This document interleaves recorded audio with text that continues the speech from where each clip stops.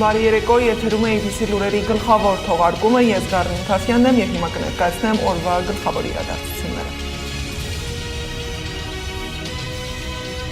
Ովքեր են Փաշինյանի հետ հանդիպած ու սրբազանները, ինչ արձագանք է տվել մայրաթոռը և հոգևոր դասը։ Միաբանների և Գերագույն հոգևոր ժողով մայրաթոռը հայտարարություն է տարածել։ Նոր մանրամասներ Վալոդիա Գրիգորյանի սպանության գործի վերաբերյալ, ինչ է հայտնել քննչական կոմիտեն։ Դաժանցեց և նվաստացում անչափահասների մասնակցությամբ, ինչպես են զորականի գործով 5 կալանավորվածները հայտնվել ազատության մեջ, ինչ արձագանք են տալիս ծնողները։ Փակ շնչառություն և չլուծվող խնդիրների փակ շրջապտույտ, երբ կշնչի Երևանը։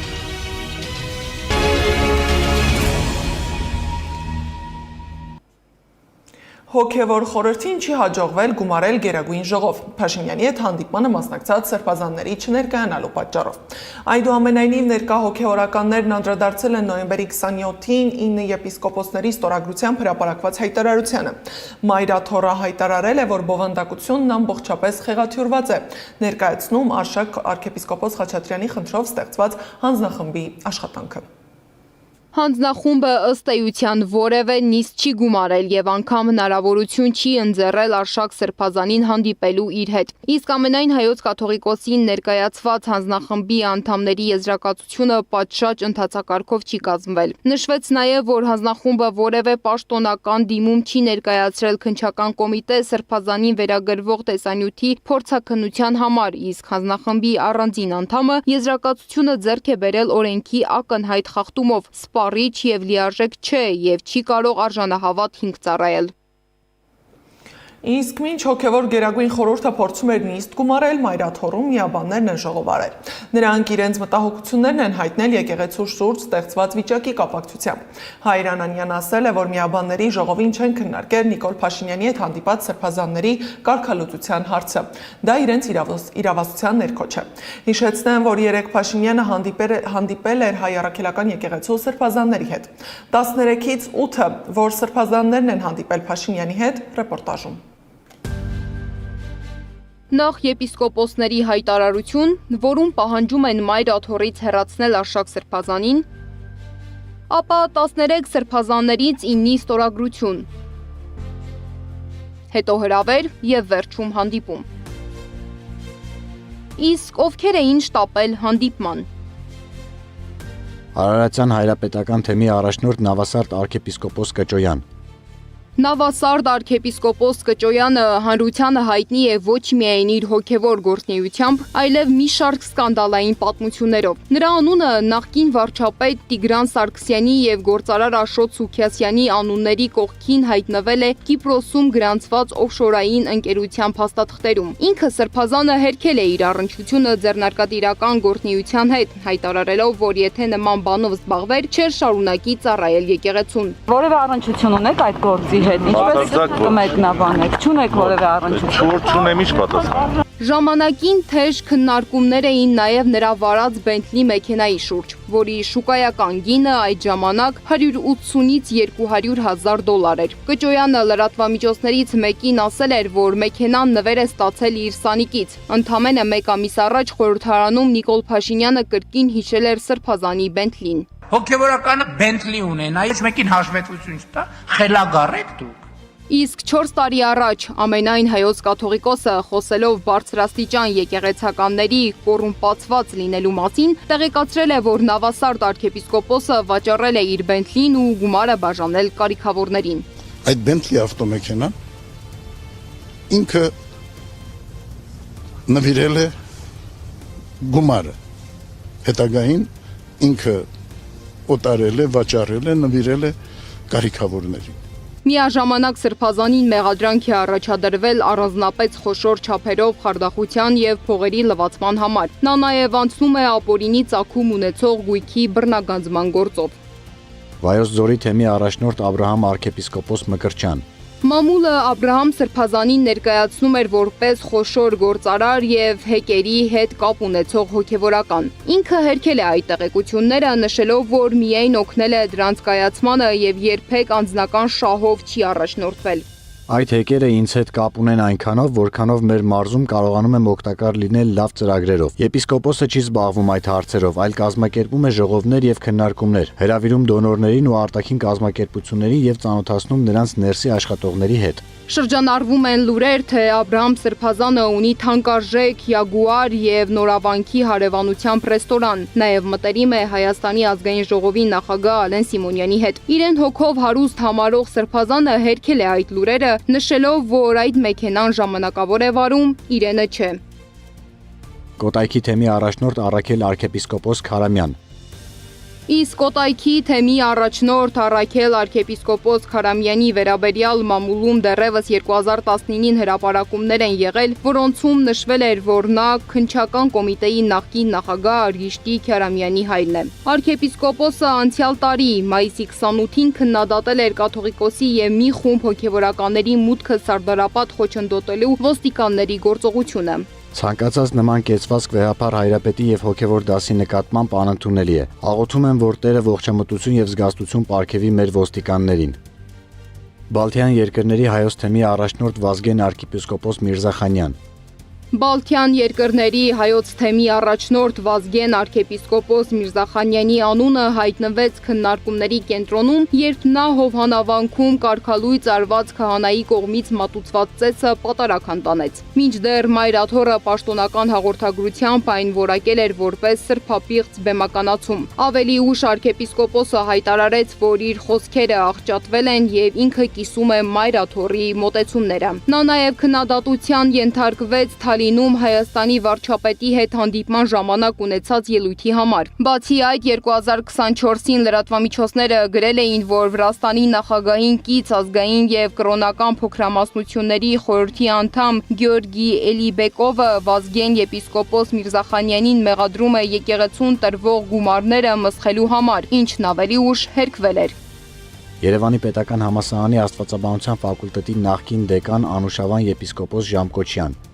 Երևանի պետական համալսարանի աստվածաբանության ֆակուլտետի նախկին դեկանն է, պաշտոնից ամիսներ առաջ է ազատվել։ Այս որոշումը մամուլի որոշ շրջանակներում քննարկվեց նաև քաղաքական ենթատեքստով։ Ասում էին, իշխանականների հետ շփումն ու հանրային միջոցառումներին մասնակցելն է պատճառը։ Անուշավան եպիսկոպոսը սակայն նշել է, դեկանի պաշտոնից ազատվել է պայմանագրի ժամկետի ավարտի հիմքով։ Նա հերքել է նաև իրեն վերագրվող վարչապետի խորհրդականի եւ իշխանական հոգեվորականի պիտակները ու տեղեկացրել, թե իր գործունեությունը հիմնված է բացառապես եկեղեցական կանոնների եւ կրթական սկզբունքների վրա։ Արցախի թեմի առաջնորդ Վրթանես եպիսկոպոս Աբրահամյան։ Արցախի թեմի առաջնորդն է։ Վերջին 2 տարում մշտապես արցախցիներին կոչ է արել համախմբվել, պահպանել մշակութային եւ կրոնական ժառանգությունը եւ բարձրաձայնել դրա վտանգների մասին։ Նրա նախաձեռնությունները ներառում են տեղահանվածների աջակցություն, հուշարձանների պահպանություն եւ միջազգային հարթակներում արցախյան խնդիրների ներկայացում։ Մասյացոտն թեմի առաջնորդ Գևորգ եպիսկոպոս Սարոյան։ Սրբազանն ամիսներ առաջ հորդորել էր եկեղեցին եւ եկեղեցականներին չդարձնել գործիք քաղաքական հարցերի համար։ Նա հիշեցրել էր, որ եկեղեցին իրավունք ունի դիրքորոշում հայտնել ժողովրդին հուզող հարցերի վերաբերյալ։ Նա անընդունելի եւ բամբասանք է համարել այն, ինչ վերագրվում է վեհապար հայրապետին եւ ընդգծել, որ նման պնդումները վտանգում են հոգեվոր կյանքի հեղինակությունը։ Մենք չենք պատկերացնի, ես օրինակ չէի պատկերացնի երբևէ, որ Մայր Աթոռի տարածքում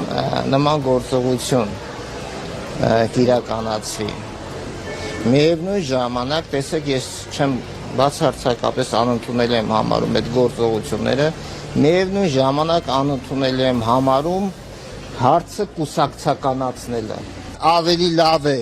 հալածվող եկեղեցի մնանք, քան դառնանք գործիք։ Մի անգամ դարձանք անընդհատ դառնալու ենք։ Նիկոլ Փաշինյանը Սրբազան հայրերին շնորհակալություն է հայտնել իրենց սկզբունքային դիրքորոշման համար։ Նա հավելել է, որ եպիսկոպոսների հայտարարությունը կարդացել է, նկատել նույն մտահոգությունը, ինչ ունի ինքը։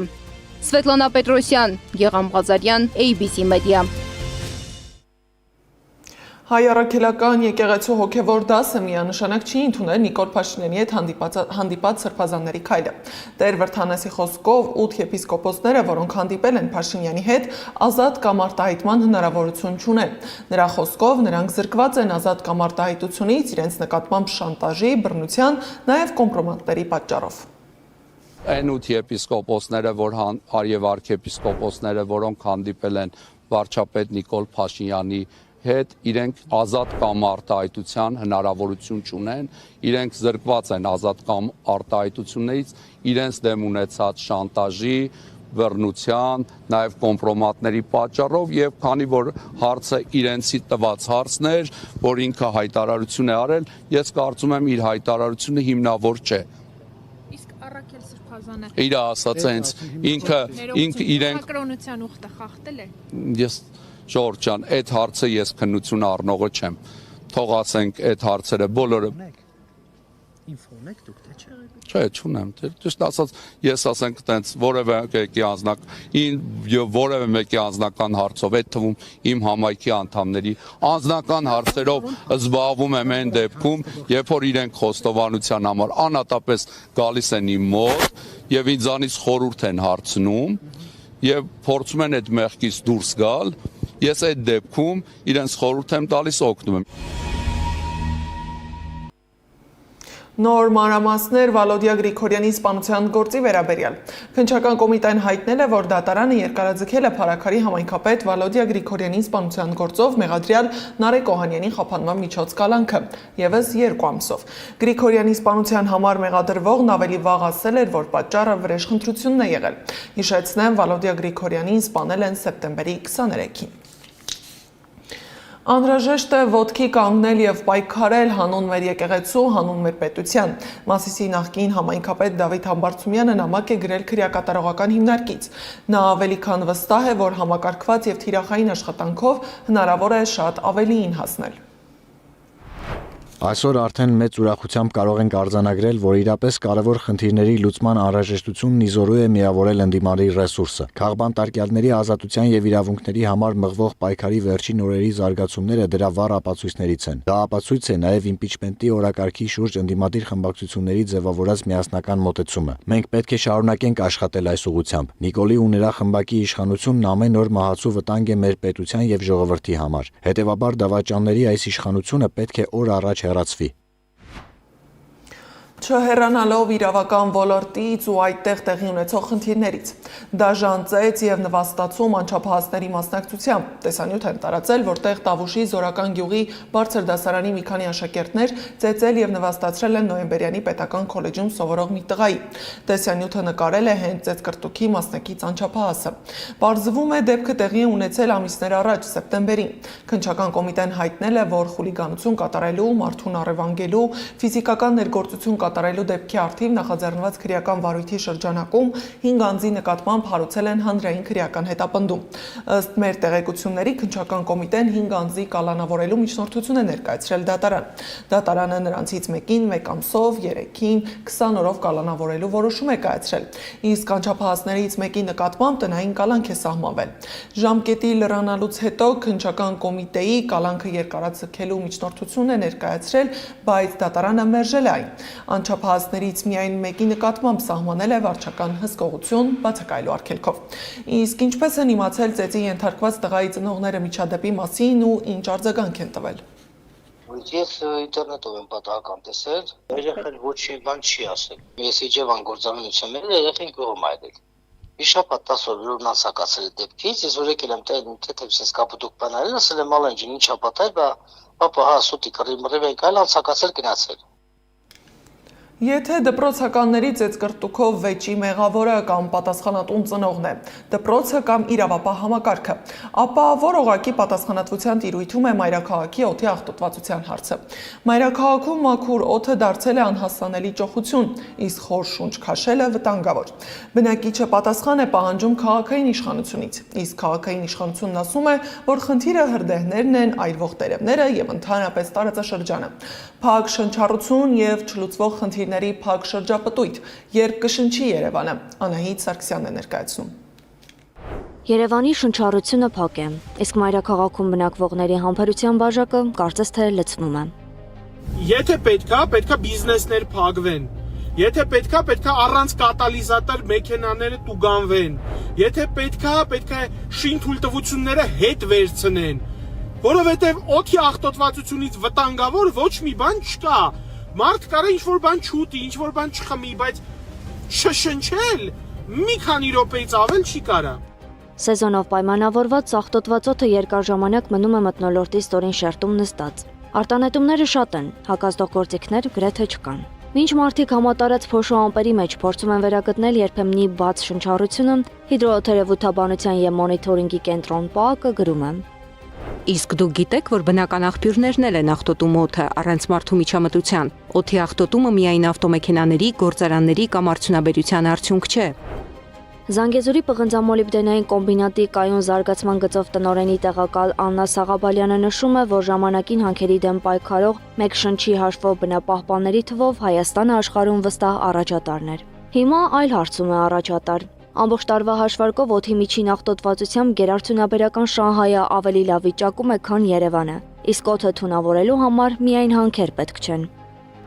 Պետք է սարսափելի կառավարմամբ քաղաքային աղբավայր, պետք են Ղազախստանի ավտոսվալկաներից անվերահսկելի ներկրվող անհամար մեքենաներ, զրո բնապահպանական կառավարմամբ շինարարություն, զրո կառավարմամբ անասնապահություն ու գյուղատնտեսություն, ներառյալ Երևանի ծայրամասերում եւ էլի այսպիսի պարզ ու հանքերի հետ կապ չունեցող բաներ։ Պարտադիր պայման է նաեւ այս ամենը չնկատող բնապահպանների առկայությունը։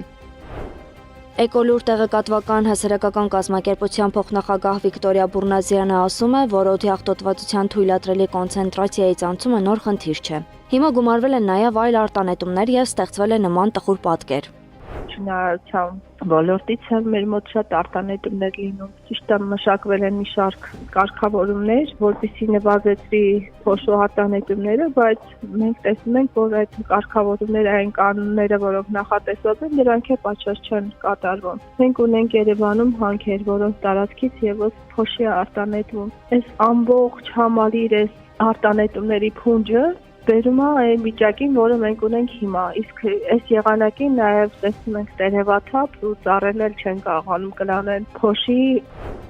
Հանքերը շահագործվում են բաց եղանակով, բնապահպանական միջոցառումներ չեն արվում։ Կանաչապատ տարածքների կորուստը լրջագույն խնդիր է։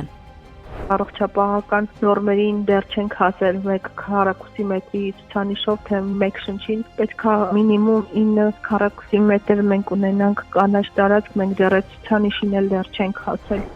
Բնապահպան Գագիկ Սուխուդյանը օդի աղտոտվածության այսպիսի բարձր ցուցանիշների գլխավոր պատճառը Նուբարաշենի աղբավայրն է համարում։ Ասում է, արդեն 40-ից 50 տարի խոսվում է այս խնդրի մասին։ Սովետաշենը դա ոչ թե երիկվավոր է, ոչ թե երիկչեմիսորում, միջնադարյան ձև աղբավերացնելու։ Մենք պետք է կառուցենք աղբավերամշակող գործարան։ Բնապահպանը հիշում է մոտ 35 տարի առաջ Գերմանիա կատարած գործուղումը, պատմում փորձի մասին։ Եթե դուք մտնեիք այդ գործարանը, աղբավերամշակման գործարանը, դուք ոնց որ կմտնեիք հիվանդանոց, սպիտակ խալաթներով, աղբու տալիս է գործարան, աղբը տեսակավորում են եւ այդ գործարանները միակն են, որ հումքի համար չեն վճարում իրանք, հումքի համար փող են ստանում։ Համենայն դեպս ինչ վերաբերում է թունավոր օդի մեջ ապրելուն, ապա բնակիչները ոչ թե խնդիրը լուծելու, այլ գոնե խնդրից պաշտպանվելու համար են լուծումներ փնտրում։ Օրինակ, օդը մաքրող սարքեր են փորձում տեղադրել իրենց տներում։ Իսկ քաղաքապետարանից փոխանցում են, որ տարածաշրջանում օդի աղտոտվածության նվազեցում տեղի կունենա հյուսիսից։ Ցիկլոնային օդային զանգվածների մուտքով պայմանավորված օդի ինվերսիոն շերտի քայքայման արդյունքում։ Անահիտ Սարգսյան, Նոնա Գևորգյան, ABC Media։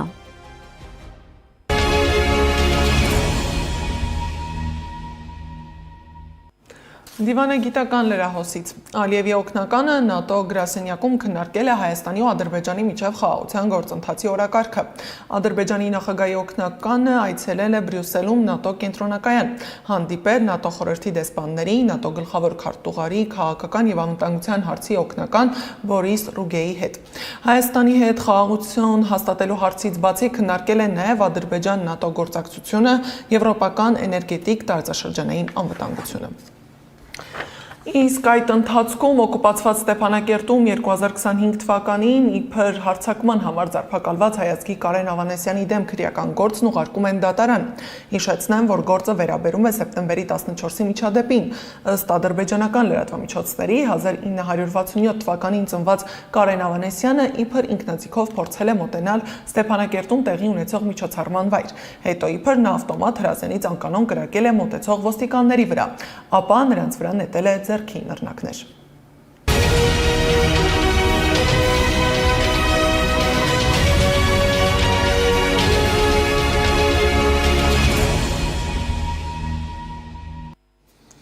Ուկրաինայի ազգային հակակոռուպցիոն բյուրոն հաստատել է, որ խուզարկում են Վլադիմիր Զելենսկիի գրասենյակի ղեկավար Անդրեյ Երմակի տունը։ Քննչական գործողությունները թույլատրել են եւ իրականացնում են հետաքննության շրջանակում։ Ավելի վաղ Գերագույն Ռադայի պատգամավոր Յարոսլավ Ժելեզնյակը հայտարարել էր Երմակի տան խուզարկությունների մասին։ Վաշինգտոնը շատ շուտով ցամաքային ճանապարհով կսկսի Վենեսուելայից թմրանյութերի ներմուծման դեմ պայքարը, հայտարարել է Դոնալդ Թրամփը։ Դուք հավանաբար նկատել եք, որ նրանք այլևս չեն փորձում թմրանյութեր տեղափոխել ծովով եւ շուտով մենք կսկսենք կտրել նաեւ նրանց ցամաքային ճանապարհը, ասել է ԱՄՆ նախագահը։ Միջազգային լուրերը ռեպորտաժում։